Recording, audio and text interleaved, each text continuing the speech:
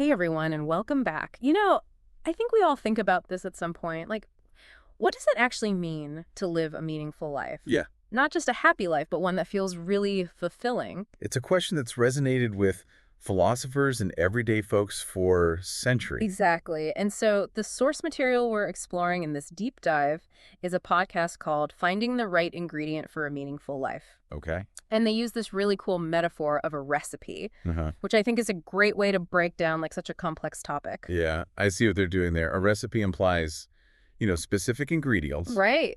that, when combined correctly, lead to some kind of desired outcome. Yeah. So in this case, what are those ingredients for a meaningful life? What are they getting at? Well, they start by pointing out like what doesn't work. Okay. Those temporary ingredients we often chase after, Uh-huh. like achievements, Yeah. possessions, Mm-hmm. distractions.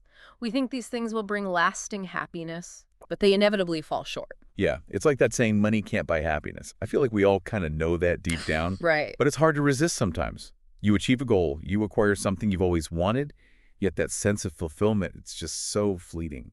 Totally. And the podcast uses a verse from the Bible, Luke 12:15, to illustrate this. Be careful not to be greedy, for a man's life does not depend on his possessions, even if he has plenty. Wow. It's a powerful reminder that material things, no matter how shiny or expensive, Yeah. won't satisfy that deeper longing for meaning. And it's not even just about material possessions, right? I mean, it's about chasing external validation, constantly seeking approval from others. Oh, yeah. It could be anything that we rely on for our sense of worth or purpose, anything outside of ourselves. Okay, so if those temporary ingredients don't lead to a truly meaningful life, what does? Right. Well, the podcast suggests that the secret ingredient is actually a relationship with God. Okay. Now, that might sound like a simple answer, but I think it's worth unpacking what that really means. Right. Because it's not about blind faith or following a set of rules. Mhm. It's about cultivating a connection with something greater than ourselves, Yeah. a source of love, purpose, and guidance. Right. And the podcast emphasizes that it's not just about the afterlife. Right. It's about experiencing that sense of purpose and connection right here, right now. Huh. They actually quote John 3:16, which says, "For God so loved the world that he gave his only son, that whoever believes in him should not perish, but have eternal life." Wow. What's fascinating is how that verse connects to our deepest human longings, Oh, yeah. our desires for love, belonging, purpose. Mm. They can all be seen as a longing for the one who created us. That's a really interesting way to look at it. Yeah. So it's not just about following a religion, it's about tapping into something that's already within us. Yeah, That innate desire for connection with our Creator. exactly. And that connection can bring a sense of peace and wholeness that we can't find anywhere else. Now, I know for some people, the idea of turning to God might feel intimidating, Mm-hmm. maybe even a bit off-putting. Yeah, I could see that. There can be a lot of baggage associated with religion, and some might have preconceived notions about what it means to have a relationship with God. Yeah, that's understandable. I mean, organized religion can be complex, and there are certainly a lot of different interpretations out there. Right.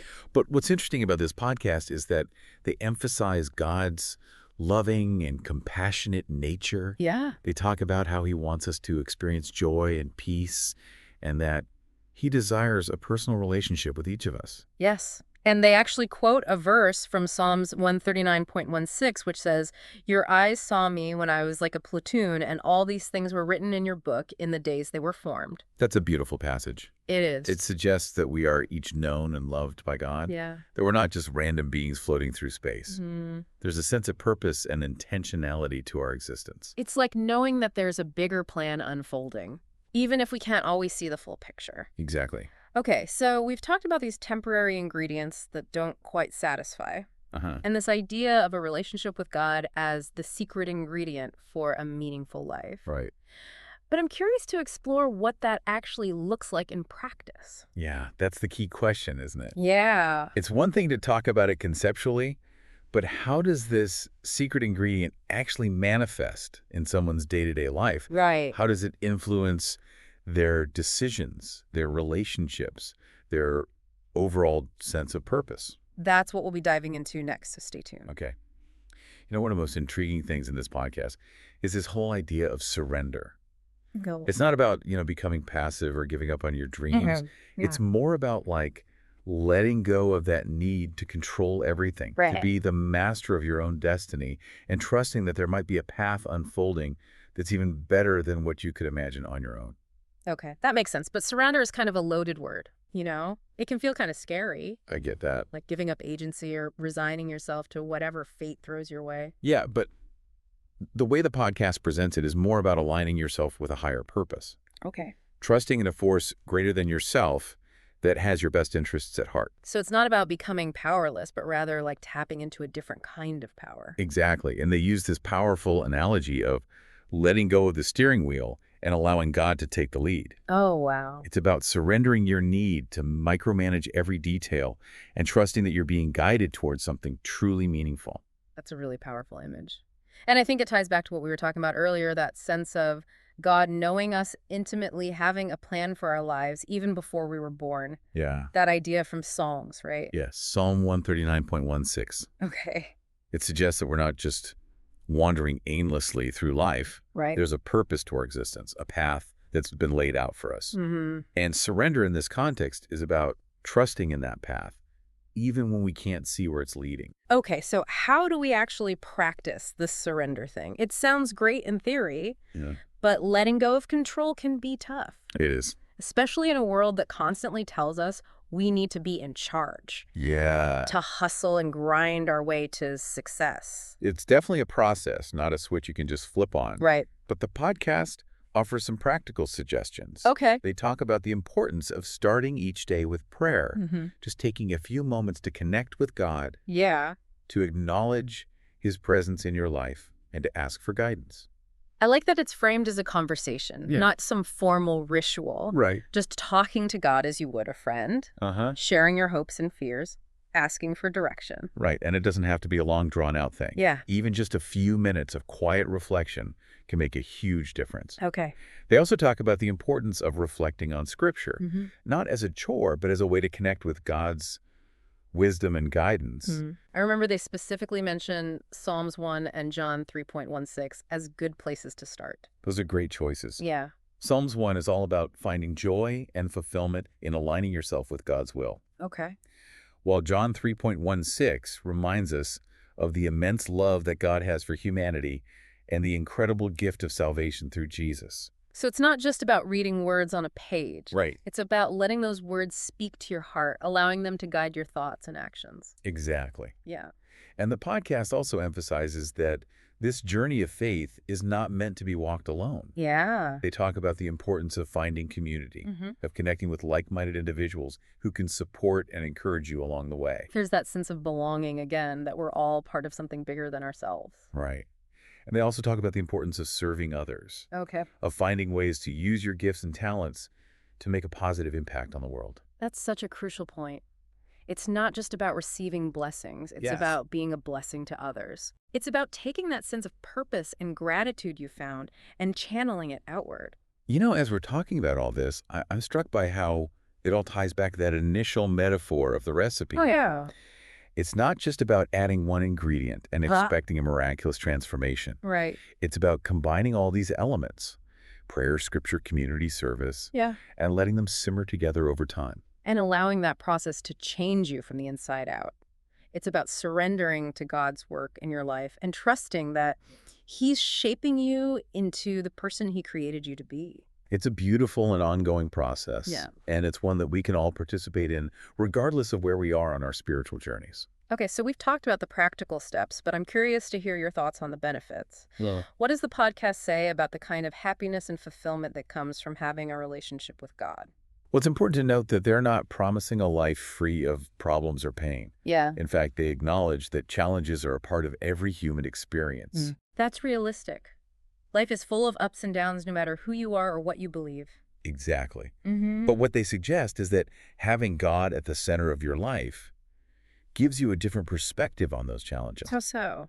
It's about having a sense of peace and purpose, even in the midst of difficult circumstances. Okay. It's about knowing that you're not alone, that you have a source of strength and hope to draw on. So it's not about avoiding hardship altogether, but about facing it with a different kind of resilience. Yeah, Knowing that you have a higher power walking with you through it all. precisely. Yeah. And the podcast also talks about The joy that comes from knowing you're living in alignment with God's purpose for your life. Mm-hmm. It's a deep sense of satisfaction that comes from knowing you're on the right path, even if it's not always easy or clear. That's fascinating. It's a different kind of happiness than what we often see portrayed in our culture, Yeah. which often focuses on fleeting pleasures and external validation. Right. This is a deeper, more lasting kind of joy that comes from within. It's like that sense of peace and purpose we were talking about earlier. Yeah. Okay, so we've covered a lot of ground here. We've talked about surrender practical steps and the potential benefits of incorporating this secret ingredient into our lives. Hmm.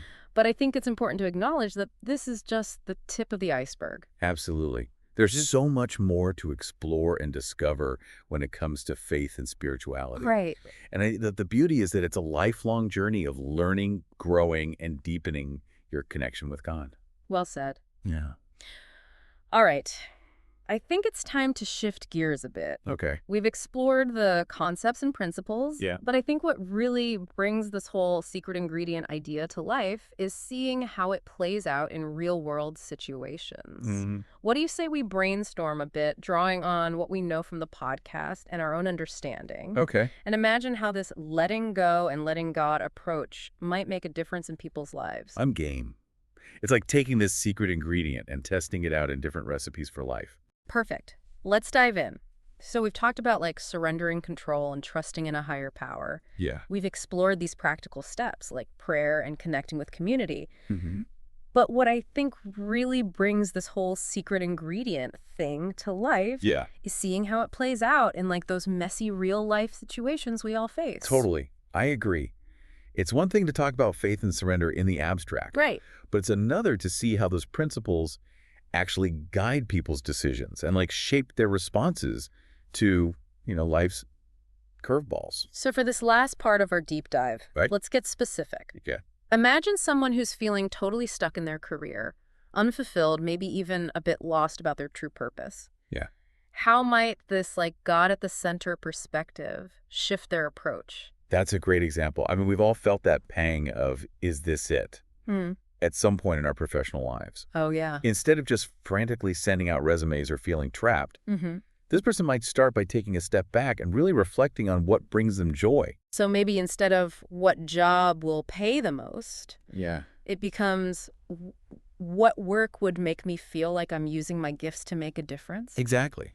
And that's where the trust element comes in. Right. They might start noticing opportunities they hadn't considered before. Oh, yeah. Maybe volunteering for a cause they care about, Okay. taking a class to learn a new skill, or even just connecting with people in a field that sparks their interest. It's like trusting that those seemingly small steps are actually part of a larger plan, guiding them towards something more fulfilling. And even if that dream job doesn't appear overnight, Right. there's a sense of peace in knowing that they're moving in the right direction, guided by something bigger than just their own ambition. Okay, that makes sense. Now, what about relationships? Yeah. We all go through those periods where friendships get strained, Uh-huh. family dynamics feel complicated, or romantic relationships hit a rough patch. How might this approach to life impact those situations? That's where this whole surrender concept can be really challenging, Mm. but also incredibly powerful. Yeah. Let's say a conflict arises with a close friend. Okay. Instead of reacting defensively or trying to control the situation, someone with this God at the center perspective might choose to pause, take a breath, and pray for guidance. It's like choosing to respond from a place of peace rather than ego or fear. Right. And it's not about being passive or letting people walk all over you. Yeah. It's about seeking wisdom on how to respond in a way that aligns with your values and ultimately leads to healing and growth, both for yourself and the other person. It's like trusting that even in the midst of conflict, Yeah. God can work through the situation to bring about a positive outcome. And sometimes that surrender might even mean recognizing that it's time to walk away from a relationship that's no longer serving you. Oh, wow. But even in those difficult situations, there can be peace in knowing that you made the best decision you could, guided by your faith and values. Okay, one last scenario. Let's talk about those really big life-altering challenges. Illness, the loss of a loved one, financial hardship, those moments that can really shake us to our core. Right. How might this perspective help someone navigate those storms? This is where having that deep-rooted faith can be a lifeline. Okay. When everything else feels uncertain and chaotic, Yeah. that connection to something bigger than yourself can provide a source of strength, hope, and comfort that's hard to find anywhere else. It's like having an anchor in the midst of a raging sea. Exactly. And while it doesn't erase the pain or magically make the situation disappear, Right. it can provide a framework for processing those difficult emotions, Yeah. finding meaning in the midst of suffering, and Yeah. ultimately trusting that even in the darkest moments, you are not alone. So it's not about denying the pain or pretending everything is okay. Yeah. It's about having a source of support that transcends the circumstances themselves. And that support can come in many forms. Yeah. Whether it's through prayer, connecting with the community, reading scripture, or simply feeling God's presence in the quiet moments. It's about tapping into those resources to find strength and hope even when it feels impossible. Wow, this has been such an eye-opening conversation. It has. We've gone from exploring the theoretical to imagining how this secret ingredient might play out in the messiness of everyday life. And I think what really resonates with me is that it's not about having all the answers or following a rigid set of rules. Yeah. It's about embracing a different way of approaching life's challenges with faith trust and a willingness to surrender control. So as we wrap up this deep dive, I want to leave you with a final thought to ponder what temporary ingredients might you be chasing in your own life? Yeah. And what would it look like to open yourself up to this secret ingredient, allowing it to transform your approach to your challenges, your relationships, and ultimately your journey toward a truly meaningful life? Thanks for joining us.